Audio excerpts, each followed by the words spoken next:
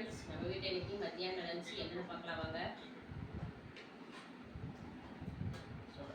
White rice ஏன்னு கேட்டீங்கன்னா கொஞ்சம் எடுத்துட்டேன் லெமன் சாதத்துக்கு.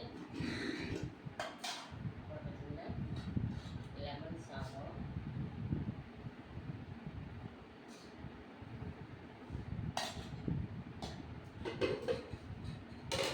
அப்புறம் கீரை.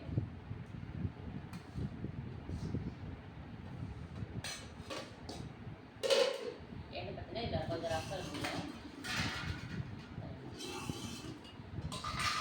இதில் ரசம் இருக்கும். அது ஃப்ரெண்ட்ஸ், நம்ம வீட்டில் லஞ்சு வெள்ளை சாதம்,